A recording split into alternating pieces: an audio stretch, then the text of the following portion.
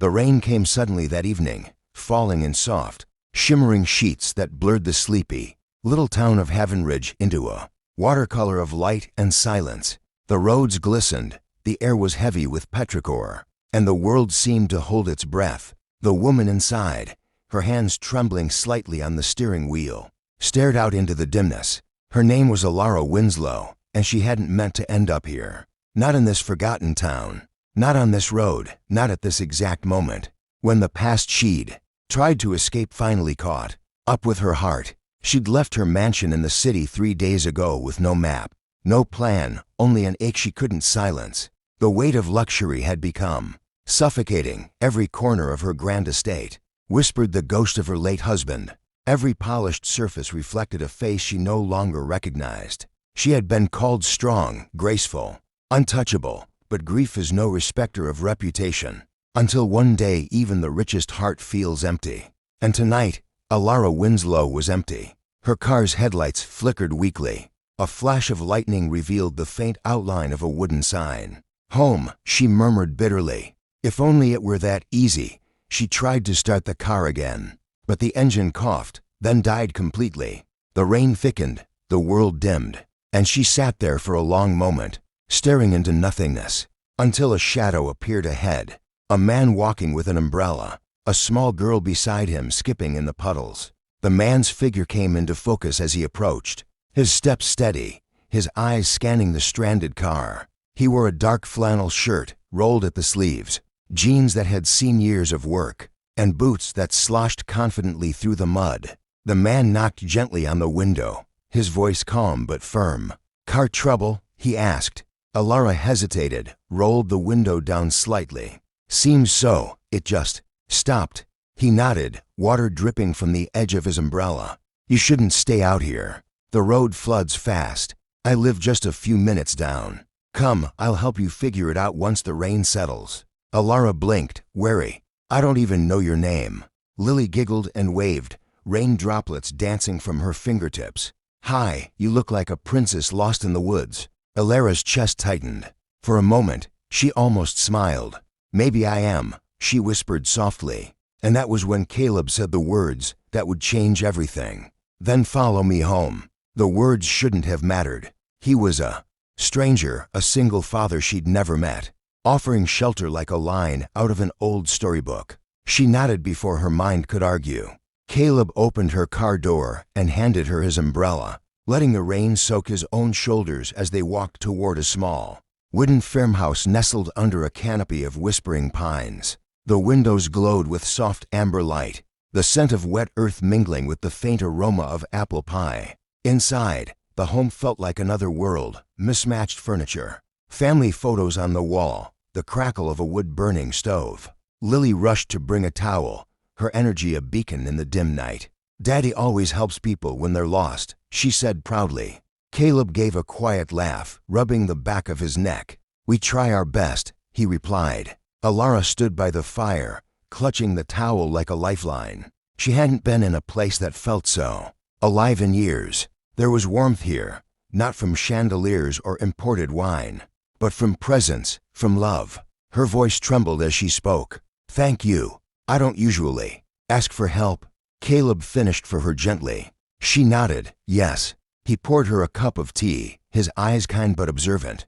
That's usually the sign of someone who needs it most. They talked little that night. The rain grew louder, drumming on the roof like a heartbeat, while Lily fell asleep curled up on the couch with a storybook half open. Alara's phone buzzed on the table, dozens of missed calls from assistants. Lawyers, the world she'd abandoned. She turned it off without a second glance. Caleb noticed but said nothing. Instead, he added another log to the fire and asked quietly, "You said you were lost." Alara stared into the flames. "I lost everything that made sense," she said after a long pause. "My husband, my child. I tried to build a life around what was left, but all I built was silence." Her voice broke. "I thought if I drove far enough, maybe I'd find where the noise stopped hurting." Caleb didn't answer right away. He sat beside her, eyes on the fire. "Loss doesn't stop hurting," he said softly. "You just learn to walk with it, one quiet day at a time." She turned toward him, the flicker of the fire reflecting in her tearful eyes. And you talk like a man who's walked through it too. He nodded slowly, angry at God, at myself, but Lily. She taught me how to breathe again. Silence filled the room, not heavy, but shared, to broken hearts acknowledging each other in the glow of a humble fire. When the rain stopped, it was well past midnight. Caleb stood and said, "There's a guest room upstairs. It's small, but it's warm. You should rest." Alara hesitated, unsure if she could let herself belong even for a night. But when she looked at Lily, the child asleep, her tiny hands still clutching a stuffed bear, something inside her shifted. Maybe safety wasn't in walls or wealth.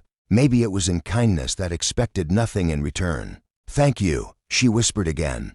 But this time it carried a different weight, a surrender. Upstairs, she stood by the window, looking out at the now quiet world. The moon peeked through scattered clouds, and in the reflection of the glass, she saw not the widow society pitied, but a woman standing on the edge of something new. Her heart still ached, but it beat, truly beat, for the first time in a long while. Downstairs, Caleb watched the fire burn low. He glanced at the umbrella by the door, still dripping with rain, and smiled faintly to himself. He hadn't planned to bring anyone home tonight. As dawn hinted faintly through the trees, the house rested in stillness. Alara dreamed for the first time in months, not of loss, but of laughter.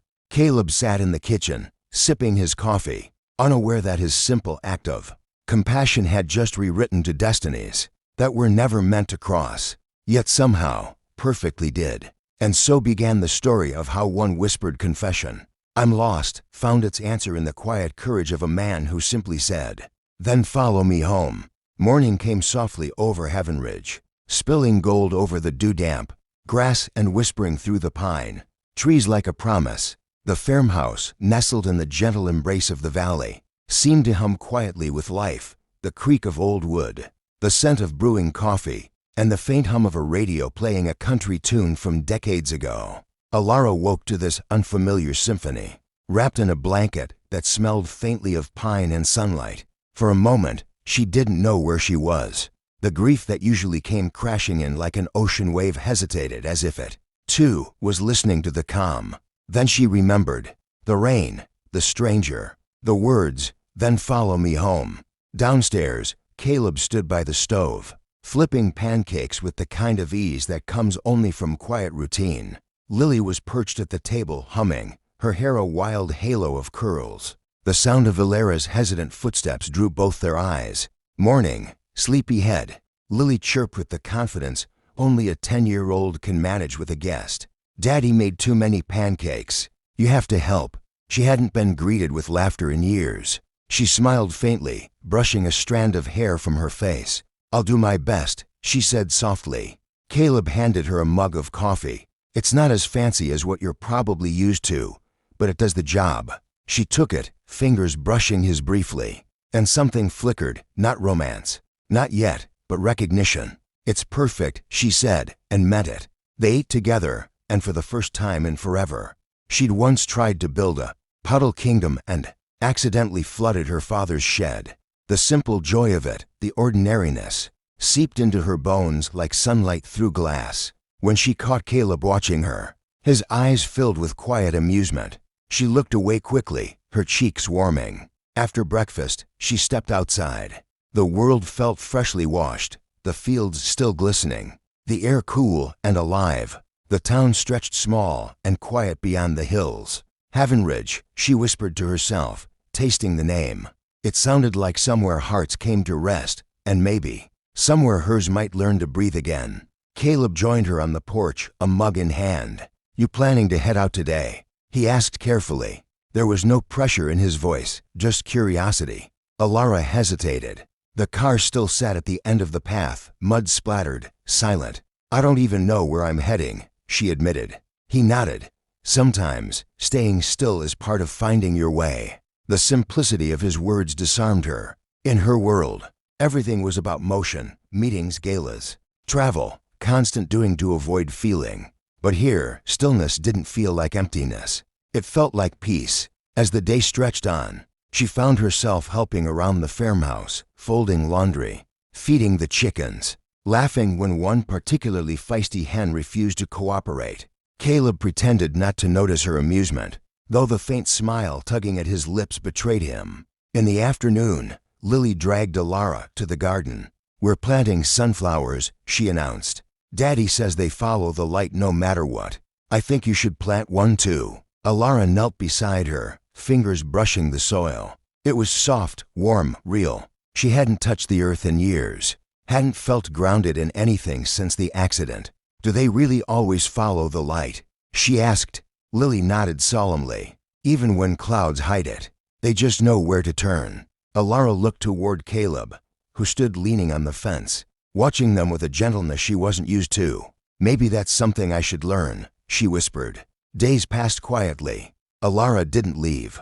The townspeople began to notice the elegant stranger who had started showing up at the local market. Whispers began, curious but kind. The widow from the city, the single father from the farm. There was something healing in their quiet companionship. One evening, as twilight wrapped the valley in lavender hues, Alara found Caleb repairing an old porch railing. "You work hard," she said, sitting beside him. He shrugged. "Work keeps me honest.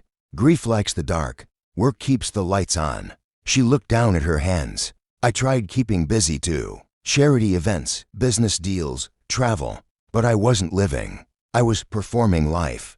Caleb set down his hammer. "And now," she met his gaze, "now I'm trying to feel it again, even if it hurts." He nodded. "That's the bravest thing anyone can do." Their eyes lingered, not with longing, but with understanding. A quiet current ran between them, something unspoken and fragile. In that shared silence, the ache of two broken lives found a rhythm that felt almost like healing. Later that night, after Lily had gone to bed, they sat on the porch watching fireflies dance in the fields. The air was thick with the scent of grass and rain. Alara broke the silence first. "Caleb, do you ever think about what could have been?" He took a slow breath. "All the time. But I've learned that if you stare too long at what's gone, you miss what's right in front of you." She looked at him, tears glimmering. "And what's in front of you now?" He smiled softly. "Someone who looks like she's remembering how to live." Her heart fluttered, not with romance, but with recognition of truth. The night hummed quietly around them. The next morning brought an unexpected visitor. A sleek car pulling up the dirt road, its tires crunching against gravel. A man in a suit stepped out, adjusting his tie nervously. "Mrs. Winslow," he called. "We've been looking for you everywhere." Alara froze. It was her late husband's attorney, the voice of her old life. Caleb glanced between them, sensing the shift in her posture. "Your estate affairs need urgent attention," the man continued. "The board is restless. You can't just disappear like this." Alara's pulse raced. Expectations, the weight of a name that wasn't truly hers anymore. She looked at Caleb, who stood quietly beside her, offering no advice, only presence. That, more than anything, grounded her. "I'm not ready to go back," she said firmly. The lawyer blinked. "Mrs. Winslow, you have responsibilities." Alara lifted her chin. "I also have a life, one I'm trying to remember how to live. Tell them I'll return when I'm ready." The man hesitated, then nodded, defeated. As he drove away, the sound of the tires faded into the horizon, leaving only the whisper of the wind and Caleb's quiet voice.